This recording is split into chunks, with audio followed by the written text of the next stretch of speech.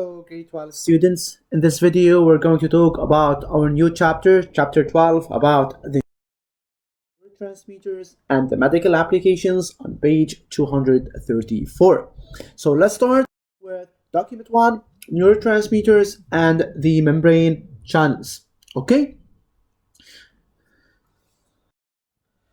So neurotransmitters and the membrane channels. Many neurotransmitters are produced in different parts of the central nervous system.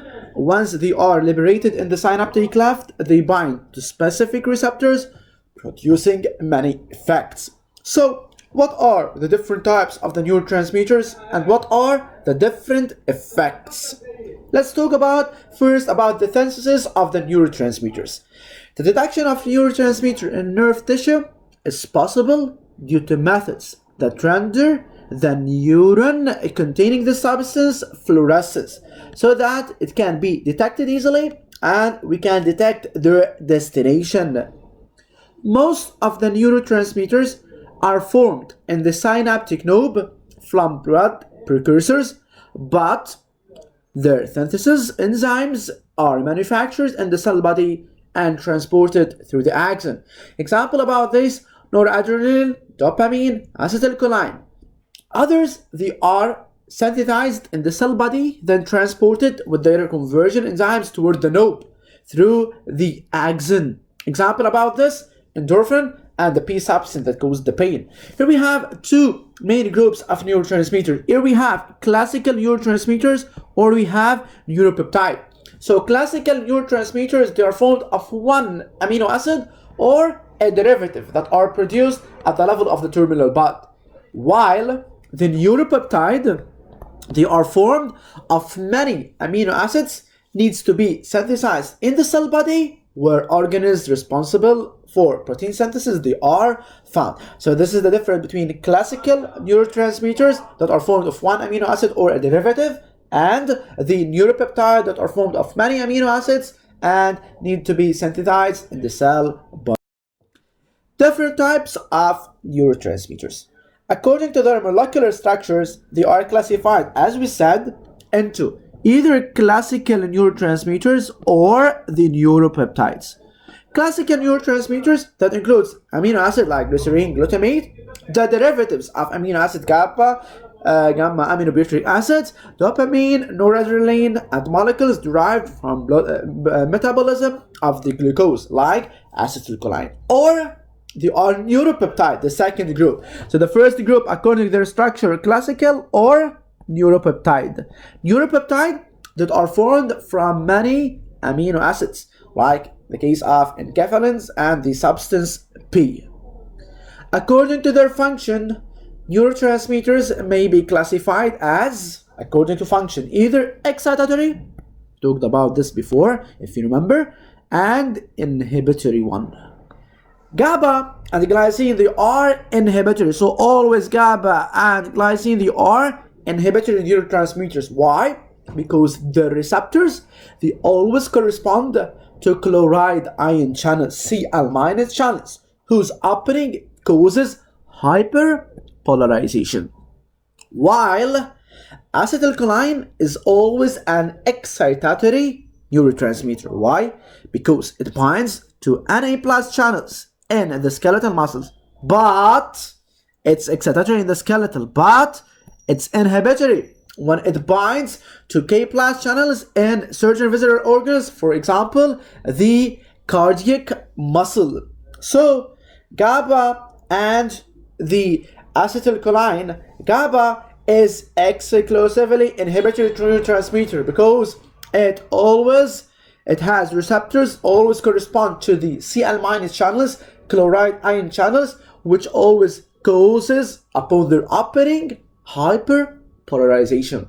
Whereas the acetylcholine is an excitatory one when it binds to sodium Na plus channels in the skeletal muscles, whereas it's an inhibitory one when it binds to K plus channels in the visceral organs and in the cardiac muscle. So acetylcholine can be excitatory when it binds to Na plus channels, and it can be inhibitory when it binds to K plus channels. So differences between GABA and acetylcholine is GABA is an derivative of an amino acid, while acetylcholine is formed of molecules derived from metabolism of glucose. If you remember, here we talked about this. Also, GABA is inhibitory. Exclusively, it's an inhibitory one, while acetylcholine may be excitatory in the skeletal muscles, or it may be inhibitory where in the cardiac muscles. Contrary to the ionotropic neurotransmitters. Ionotropic neurotransmitters, what are they? They have a direct effect on the available ion chemically gated channels, which leads to modification on the postsynaptic membrane, causing rapid direct response. While the metabotropic, the other type, the metabotropic, they act by the means of second messengers. So their effect is indirect and will take longer time. So, contrary to the ionotropic neurotransmitters that have an instant effect, there are certain metabotropic neurotransmitters, noradrenaline or the dopamine. So, they bind to the receptor coupled to enzymes and allow the synthesis of second messengers. These messengers, they have a permanent effect on the permeability of the membrane. So metabotropic, they take longer time, while ionotropic, they have an instant effect. Okay? So this table is showing the most important neurotransmitters found in the body out of 100. So we have acetylcholine, location in the cortex, hippocampus, striated body of hypothalamus. They are involved in movement. We have noradrenaline, the limbic system, hypothalamus, cerebellum, neurons of the black substance. They have a role in maintaining the states of awakening and mood regulation. Dopamine, axons of the cortex, limbic system, striated body. They have an important role in the regulations of the emotional state, orders of complex movements. Serotonin, they have located in the limbic system, the thalamus, hypothalamus, and the cerebellum. They have a role in the temperature regulation, sensory perception, and sleeping. GABA, it's located of the cerebral synapses. They have inhibitory synapses role. The substance P, different zones of the cerebrum and peripheral sensory neurons. They have a role in the transmission of the pain messages. Endorphins, they are located in the hypothalamus, limbic system, midbrain, and they have a role in decreasing of pain, analgesic. Enkephalins, so they are located in the limbic system, striated body, and other parts of the brain, stem and spinal cord, and they are analgesic. First of all, let's start with the first part. Why aren't all the neurotransmitters synthesized in the same cell structures? Because they don't have the same molecular structure. Like classical neurotransmitter, as you said, is formed of one amino acid or a derivative. Why? The neuropeptide neurotransmitter, they are formed of more than one amino acid. Differences between GABA and acetylcholine, we already talked about these. Why do the ionotropic neurotransmitters, they have a faster response? We said that the ionotropic, they act directly on the chemically gated channels, and they have a modification of the postsynaptic membrane potential, so they have a rapid response, while the metabotropic, they act by the means of intracellular molecules. We call them second messengers, so their effect takes a longer time. What does the effect of the inhibitory or excitatory neurotransmitter depends on? It depends on the type of the receptors, where on the postsynaptic membrane. If it's sodium, so it's excitatory effect. If it's chloride or potassium, so that it will have an inhibitory effect. Okay, so it has an inhibitory effect. So let's move step by step. So first question, we said that why do the neurotransmitters do not have the same cell structures? We said that neurotransmitters do not have the same molecular structure. For example, a classical neurotransmitter formed of one amino acid or derivative is produced at the level of the terminal bond, whereas the neuropeptide neurotransmitters, they are formed of many amino acids, need to be synthesized in the cell body, where organelles responsible for protein complexes, they are found, like the Golgi ribosomes rough endoplasmic reticulum, and the mitochondria. Number 2, they said give two differences between GABA and acetylcholine. So GABA is a derivative of amino acids, a derivative of tyrosine, and acetylcholine is formed from molecules derived from the metabolism of glucose. You have to know this. Moreover, GABA always is inhibitory 1, whereas acetylcholine may be excitatory where in the skeletal muscles, and maybe excitatory in the skeletal muscles. Why? Because it binds to the Na plus channels. Why? It can be inhibitory when it binds to K plus in the cardiac muscles, for example. Receptors of GABA always correspond to the chloride. Receptors of acetylcholine either sodium or potassium. Similarity, both of them, they are classical ionotropic neurotransmitters. This is a similarity between these two. Number 3, why do the ionotropic neurotransmitter they have a faster response than ionotropic? We said that the ionotropic they act directly on the available ion chemically gated channels, which leads to the modification of the postsynaptic membrane potential, causing a rapid direct response. On the other hand, metabotropic neurotransmitters they act by the help of the second messengers. These messengers modify the membrane permeability. This modification is indirect and will take a long time, which is necessary for the synthesis of the needed protein, which are the enzymes. Number 4, what does the effect of the inhibitory or excitatory neurotransmitter depends on? We said it depends on the type of the receptors on the postsynaptic membrane to which it will bind. So if the receptor is sodium chemically gated channel, the neurotransmitter will have an excitatory effect, whereas if the receptor is a chloride or potassium, it will have an inhibitory effect. Now we'll move to document 2, neurotransmitters and the pain circuit. So neurotransmitter and the pain circuit. Let's start step by step with some. Pain, usually it has a fast tract or a slow tract. The fast tract, it will start at the level of the thalamus, then to the cerebral cortex, then it will move to the limbic system. Whereas if the pain has a slow tract, it will start at the level of the brainstem, then it moves to the thalamus, to the cerebral cortex, and then will move back to the limbic system. Neurotransmitters and the pain circuit. Pain with its different manifestations is a physiological sensation elaborated by specific receptors and transmitted to the brain along the neural tracts, different from those involved in sensitivity. What are these neural pathways and what chemical mediators do they use? Reception and the transmission of pain. The nervous circuit of pain begins with stimulation of specialized neurons. They are called the nociceptors. So the pain, it starts with the stimulation of specialized neurons. They are called nociceptors, located in the intercellular spaces. So of the skin tissue, organs, and of the sheath surrounding the muscles and the bones. The nociceptors may be excited by many different stimuli, either mechanical, thermal, chemical, and others, and mainly by chemical substances released by the injured cells, like, for example, endogenous analgesic substances.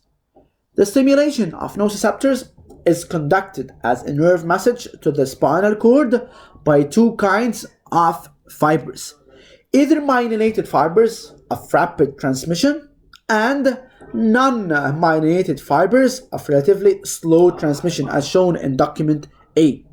So myelinated and non-myelinated recordings are done on the cutaneous nerve. The graph of document A shows the speed of conduction of nerve messages in fibers constituting this nerve.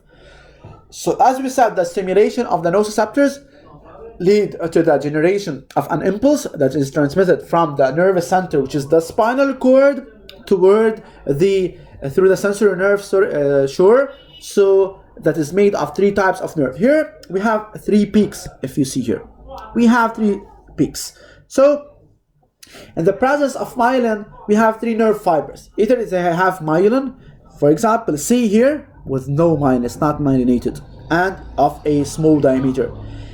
A gamma and A alpha beta, this is A alpha beta and this is A gamma. They are myelinated. As you see here, A alpha beta has a larger diameter than A gamma. So we have 3 peaks. the potential of the continuous nerve. A alpha beta is the largest one. Then we have the smallest one, which is A gamma, and approximately a weak one, which is the nerve fiber C. Why? Nerve fiber C is non-myelinated and is low diameter. A gamma is myelinated but with a larger diameter than C, while A alpha beta has a large diameter and it's myelinated. So the presence of the myelin and the size of the diameter affect the speed of propagation of the nervous message. So A alpha beta carries the fastest message. It has a response created immediately after the stimulation of the skin. So after stimulation, we have A alpha beta, and they have the highest amplitude peak. They have the highest peak here, A alpha beta. A gamma fibers show a response after the after the A alpha beta, and they are less numerous and they have smaller amplitude.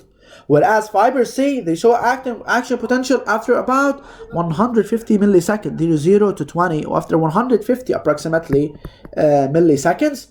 Slow message and less numerous, they have smallest amplitude.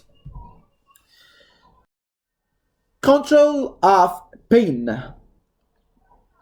Document B represents the interconnection of synaptic nodes involved in the transmission of pain. Enkephalin, which is a natural analgesic, liberated by a modulating neuron, inhibits the liberation of pain mediator substance, which is substance P. So here, as we see here, we have the release of enkephalin, and enkephalin is a released neurotransmitter. We have the substance P and we have enkephalin. So enkephalin, as you know, and you have to know, that the release of the enkephalin inhibits the exocytosis. So as I said, enkephalin has an important role in the inhibition of the exocytosis of the P substance that causes pain, by the pre-synaptic nociceptive neuron. So enkephalin is an inhibitory neurotransmitter that inhibits the release of the P substance that is responsible for the pain. So enkephalin, it modulates or it regulates the transmission of the pain messages. So you have to know that the action of enkephalin, it has an inhibitory role. It inhibits the exocytosis of the P substance by the presynaptic nociceptive neuron, and it also modulates the transmission of the pain message. This is, by the way, this is part 2. And already we explained part 1, how can you explain the 3 peaks in document A. Number 3, knowing that morphine is an exogenous substance, propose an explanation concerning its long effects. So the long-lasting effect. Here, morphine, it has a higher effect, long-lasting effect. Why? Either we don't have the specific enzyme that will degrade the P substance. For example, endogenous substance may be degraded after enough activation. This is for sure, and we talk about this in chapter 9. So by specific enzymes, they stop their action. Yet morphine, when it's injected, morphine is an exogenous. When injected into the body, the morphine effect is prolonged. The morphine effect is prolonged by the inhibition of the release of the P substance. Inhibition of the P substance may be due to the absence of the specific enzyme that will degrade it, or we can suppose that the enzyme that degrade enkephalin cannot degrade morphine. So they cannot degrade morphine, which causes a long-lasting effects, which cause the longer effect for morphine. So maybe the enzyme that degrade enkephalin, they cannot degrade morphine. That's why morphine has a long effect or a long-lasting effect. Okay, this is part 3. Part 4. Differentiate between the mode of action of morphine and aspirin. Let's move to the aspirin. In the case of the skin burn, the cells of the skin releases prostaglandins that accelerate the frequency of the nociceptors, thus increasing the pain sensation. Some analgesics such as aspirin, aspirin, and others, they act by stopping the production of the prostaglandin. So, mode of action of morphine and aspirin, both of them, they are analgesic exogenous substances. So, morphine acts between the modulatory neuron and the pre-synaptic nociceptive neuron by occupying the receptors of enkephalin, and they totally inhibit the exocytosis of the P substance, while aspirin acts on specific receptors to inhibit or to block the secretion of the prostaglandin. So aspirin acts to block the secretion of the prostaglandin by the injured cells. This is the difference between the mode of action of morphine and aspirin. Let's move to the exercises. Number 1, description of the 3 peaks. So stimulation of the nociceptors lead to the generation of an impulse that is transmitted toward the nervous sensor, toward the spinal cord, through the sensory nerve that is made of 3 types of nerves. Here we have 3 peaks in the recordings of the graph. The 3 nerve fibers are of different diameters. Non-myelinated one, nerve C, having the smallest diameter. A alpha beta and A gamma, they are myelinated, while A alpha beta has largest diameter. In the presence of myelin, the size of diameter affect the speed of propagation of the nerve's message. 3 peaks action potentials are observed. A alpha beta fibers, they carry the fastest message. The response created right after the stimulation, immediately after the stimulation, and they are more numerous, and they show the highest amplitude or peak. A gamma fibers, they show a response of after the A alpha beta about 25 milliseconds later approximately, and they are less numerous, they have smaller amplitude. C fibers, they show an action potential after about 150 milliseconds, as we see in the graph, which is the slowest and the least numerous. It has the smallest amplitude. Number 2, here we are talking about the describe the mode of action of enkephalin and its role, and we'll solve 2 parts A and B together. Okay, so 2 parts A and B together. When an action potential reaches the terminal bud of the pre-synaptic nociceptive neuron, it stimulates the exocytosis of the P substance into the synaptic cleft with the post-synaptic neuron. The P substance binds to the receptors on the post-synaptic nociceptive neuron, leading to the generation of an action potential that reaches the brain and causes the feeling of pain. The release of enkephalin from modulatory neuron partially inhibits the exocytosis of the P substance, so by the pre-synaptic nociceptive neuron. So the enkephalin has this role. So this is the role of the enkephalin. Enkephalin, it inhibits the exocytosis of P substance by the pre-synaptic nociceptive neuron. So enkephalin is an inhibitory neurotransmitter that inhibits the release of P substance responsible for the sensation of pain. As such, enkephalin modulates the transmission of the pain messages. Number 3, an endogenous substance produced by the body may be degraded after enough activation. Okay, after enough activation. So like the case of the enkephalin, by a specific enzyme that will degrade it. Yet, with morphine, exogenous substances is injected, the morphine effect is prolonged. Inhibition of the release of the P substance. Probably why? Maybe due to the absence of a specific enzyme that will degrade it. To degrade what? Degrade morphine. Or we can suppose that the enzymes that degrade enkephalin cannot degrade morphine. So the enzyme that can degrade enkephalin and stops its long-lasting effect, they cannot degrade morphine. This will cause a higher or a longer time for a longer effect for morphine than enkephalin.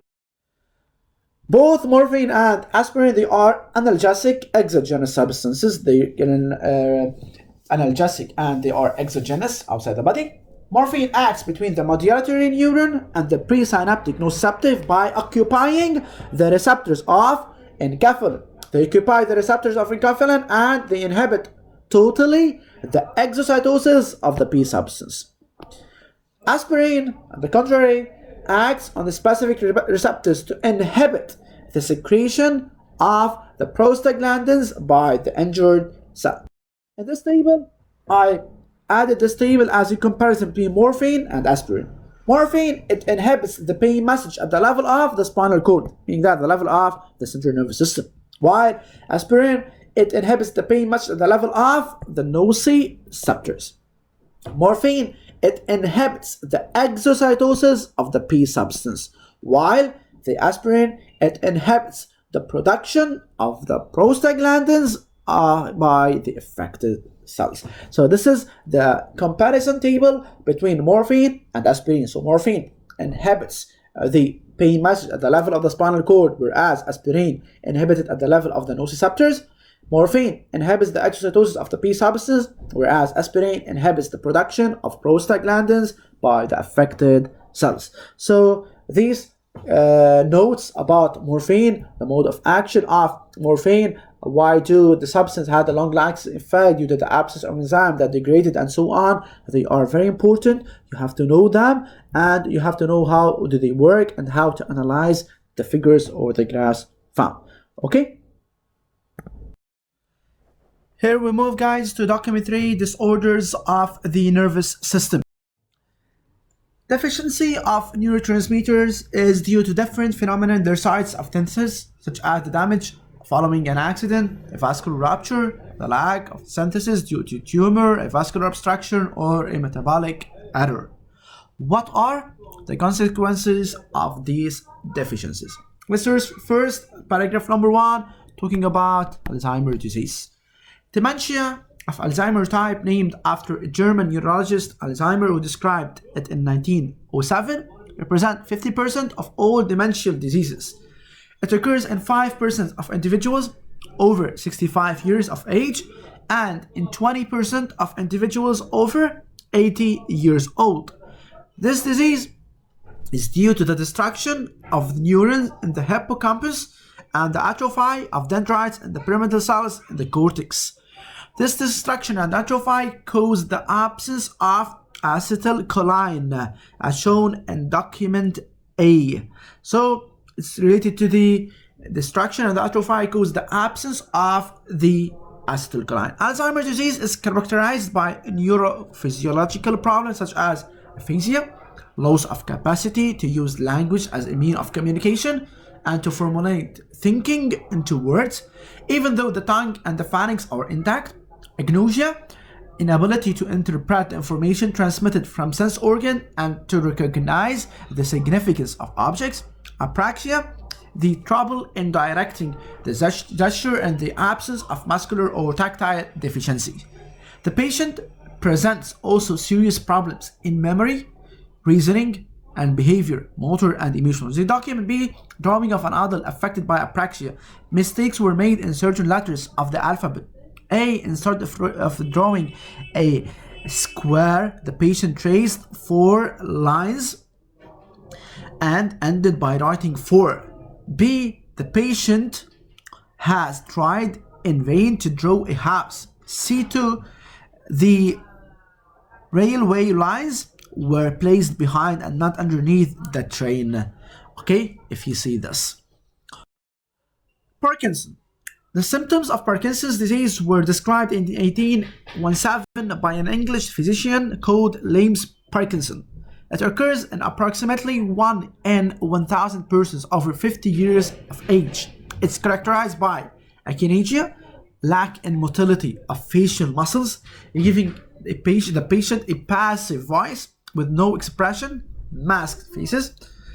Certain muscles of the extremities show lack of spontaneous movement and gait reflexes. This akinesia is accompanied by hypertonicity of other muscles that leads to tremor of extremities and difficulty in expression.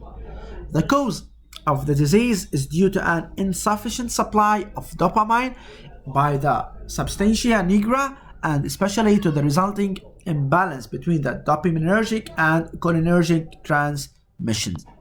Treatment of Parkinson is usually done by the administration of L-DOPA that is transformed in the substantia nigra into DOPA.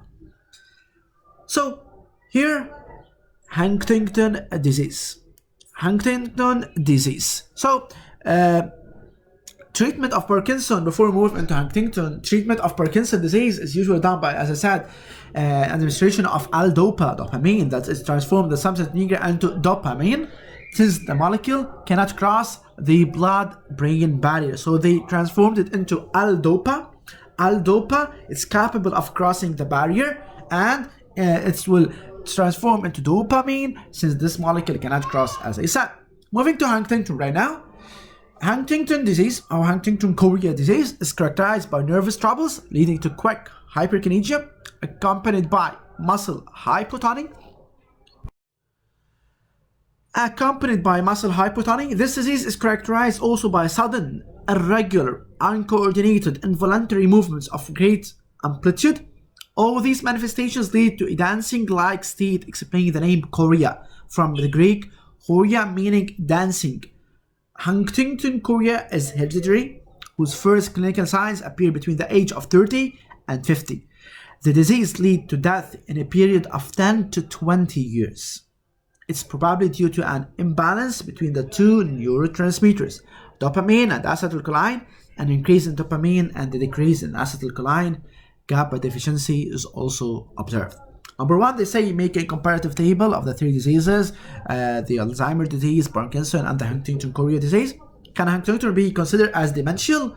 Huntington cannot be considered as a demential disease since it doesn't cause dementia, because it's only due to the imbalance and the secretion of some of the neurotransmitter, and it doesn't affect, or it doesn't due to the degeneration of the neurons. Number three, why isn't dopamine administered through the blood? Because dopamine cannot transfer the blood-brain barrier. That's why it should be transmitted in the form of L-DOPA. Okay? This table is showing the comparison between the three diseases: Alzheimer's disease, Parkinson, and Huntington chorea disease. So, the cause of Alzheimer's: degeneration of the hippocampus cells and the dendrites of the pyramid cells, and this leads to deficiency in acetylcholine. Parkinson, the cause is degeneration of the neurons of the black substance. This leads to the deficiency in dopamine. Huntington is imbalance in the secretion of the cerebral neurotransmitters, increase in the dopamine, deficiency in the acetylcholine and GABA. The symptoms of Alzheimer's, they are neurophysiological symptoms: aphasia, loss of verbal understanding, apraxia, trouble in using gestures, agnosia, inability to interpret the sensory information, and occurs average age of appearance of the disease about the 65 years. While Parkinson, akinesia, hypertonicity, and average age of the appearance above 50 years. Huntington chorea, hyperkinesia, muscular hypotony, dormancy, and it appears between the ages of 30 and 50 years old. They said that can Huntington chorea disease be considered as demential disease? Why? No, because it doesn't cause dementia, because it's only due to the imbalance of the secretion of the neurotransmitters, and it's not due to the degeneration of the neuron. There is no degeneration in the neurons. Why dopamine? They said it cannot administered through the blood, so it cannot be administered because dopamine may not traverse the blood-brain barrier. It's called hematoencephalic barrier. So hematoencephalic barrier. That's why it should be administered in the form of L-DOPA. This form is capable of crossing the barrier. Let's move now to document 4, talking about the action of drugs on synapses. This is a very important document. Let's talk first about the amplification of the nervous system. The amplification of the nervous system is done, 1, to provoke the exocytosis of the neurotransmitters from the pre-synaptic terminal. 2, to inhibit the recapture of this neurotransmitter into the pre-synaptic terminal. To inhibit the action of the enzymes that degrade these neurotransmitters. And number 4, to facilitate the binding of this neurotransmitter to its receptors on the post-synaptic terminal. Inhibition of the nervous system is done opposite of the amplification. And the amplification is done to provoke the exocytosis, while inhibition to inhibit the exocytosis of the neurotransmitter from the presynaptic terminal. The amplification is done to inhibit the recapture of neurotransmitter into the presynaptic, while the inhibition is to provoke the recapture. They did the process of recapturing the neurotransmitter into the presynaptic. The amplification is done to inhibit the action of the enzyme. Here we have to provoke or to stimulate or to facilitate the action of the enzyme for the inhibition. Number 4, in the inhibition to inhibit the binding of the neurotransmitter to its receptor, while in the amplification it allows the binding of the neurotransmitter to its receptor.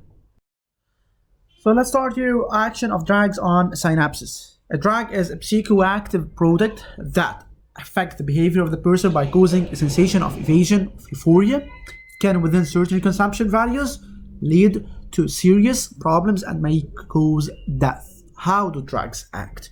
Let's start with the first paragraph, talking about antagonistic and agonistic substances. Various drugs, they act at different levels in the synapse and can provoke functional modifications. Curare, an alkaloid of plant origin, is a paralyzing substance that was used by Amazon Indians who used to apply it to the tips of their iris to capture their prey. Curare products are nowadays used by surgeons to cause muscular relaxation in the patients. In the last century, the physiologist Claude Bernard made a series of experiments to show the action of this drug in a neuromuscular synapse that has receptors for acetylcholine. Curare and acetylcholine, they have similar structures and part of their molecule, which allow them to occupy the same sites on receptors. Here, document A is showing the experiment done by Claude Bernard. They inject the curare into the blood. Here we have ligature that blocks the circulation and leave the sciatic nerve free. This is the sciatic nerve. So first experiment, they did stimulation of the sciatic nerve of the left paw. So here they did a stimulation of the sciatic nerve of the left paw. So we have extension. While after stimulation of the sciatic nerve of the right paw, there is no response. What does this show? This shows that the curare is transported via blood, and the curare stops the extension of the paw in response to the stimulation. So after the direct stimulation of the gastrocnemius muscle. Gastrocnemius muscle is the muscle in the abdomen. Okay, so we have the extension of the paw. This show that curare doesn't act directly on the muscle. Cocaine, an alkaloid extracted from cola leaves, interferes with dopamine as well as noradrenaline. These two neurotransmitters are usually reabsorbed by the neurons that release them. Cocaine blocks this reabsorption, leading to excess dopamine and noradrenaline in the dopaminergic and adrenergic synaptic clefts, as shown in document B. Cocaine also acts on the cell membrane and blocks the propagation of the nerve impulse by opposing the sodium ions transfer.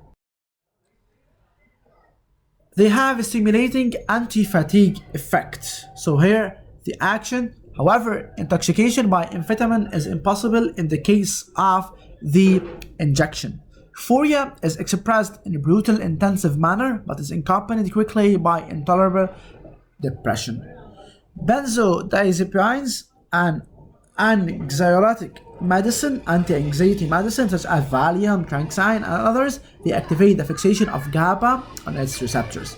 So amphetamine, such as an ecstasy drug or medicine that stops appetites, release dopamine from storage vesicles, and even in the absence of presynaptic nerve message. Okay, so here Cl- receptors with two receptors, one for benzodiazepine and other for GABA. Okay, here one and other for GABA. The sensation of pleasure when a drug is taken, followed by a desire to continue its use, the state of psychic dependence or addiction. So the sensation of pleasure when a drug is taken is followed by a desire to continue its use. They will call it dependence, or it's called addiction. This definition of dependence or addiction. While Repetitive use of the drug leads to a state of tolerance. You get tolerated to this, meaning that adaptation of the body to the repeated doses of a product and loss of its effect. This results by continuous increase of the dose in order to obtain the desired effect. Addiction is translated as a biological adaptation to a product. The user cannot interpret the consumption because it leads to a great uncomfortable state. It ends in a state of loss. Medical application. Okay, so let's move now to the medical applications. The knowledge of biochemical aspects of the functions of the nervous system has contributed to the understanding of the human behavior, the pain, emotion, insomnia, and has induced the medical applications of certain chemical substances shown in document F, such as morphine, which is used to calm pain, cocaine used as a local anesthetic. However, many drugs used by drug addicts are also used as medicines in controlled manner by physicians. So here we have the stages of the synaptic function, the possible effects, and the example of the medical uses. So the synthesis of a neurotransmitter in the pre-synaptic neuron, the effect is inhibition of the enzyme that catalyze the synthesis of neurotransmitter from its precursor. Example about the medical use: blockage of synthesis of adrenaline from treatment of certain forms of hypertension. Storage of neurotransmitters in synaptic vesicles, this one. Possible effects: abnormal release of the neurotransmitter from synaptic vesicles and enzymatic degradation. Reserpine, a medicine that increases hypertension, inhibits the storage of noradrenaline. The release of neurotransmitter in the synaptic cleft causes, or the effect is, the blockage of the release of the neurotransmitter, evacuation of the stored neurotransmitter. Erythelium, which decreases hypertension, blocks the release of the adrenaline. The example about medical uses: benzodiazepine increases the release in the cerebrum of the noradrenaline and dopamine. Fixation of the neurotransmitter at specific receptors. This will cause to the blockage of the receptor site without modification of PSP. This inhibits the action of the neurotransmitter. Example about the medical uses: chloride products used by doctors to obtain relaxation in the muscles during surgeries mainly.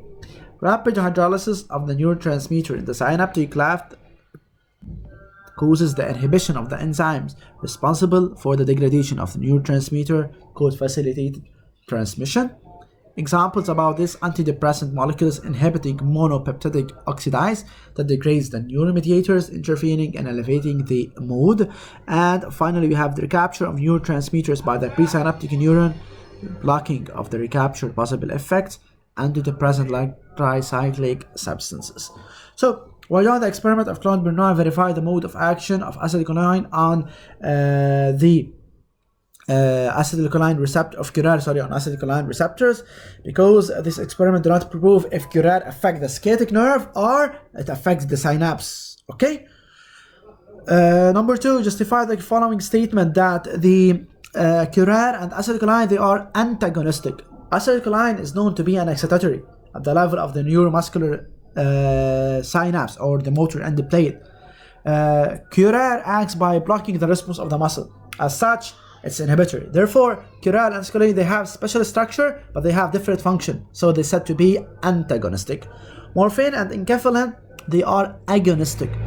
In paired circuit, morphine bind to the same receptors of enkephalin. Since they have the same structure, they have the same inhibitory function by the inhibition of the excitatosis of the P substance.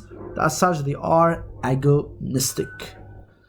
So as a conclusion, chloride will cause the relaxation of the muscle, while acetylcholine causes the contraction of the muscle. So they are antagonists. Enkephalin and the morphine, both of them, they inhibit the pain circuit by inhibiting the excitatosis of the P substance. So they are agonists.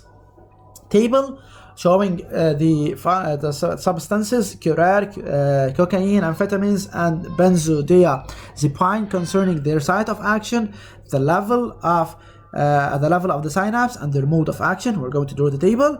And number 4, classify the effects presented in document F as either amplifying or inhibiting the role of the the neurotransmitter. So we have the disorders with amplifying effect, so increasing the same effect of neurotransmitters. They are the abnormal escape from the vesicles, and others. We remove them one by one. So let's start with the first question. Interpret of the experiment of Claude Bernard. So after stimulation of the skeletal nerve of the ligated left paw, the paw extends. Yet after stimulation of the skeletal nerve of the right paw, there is no response.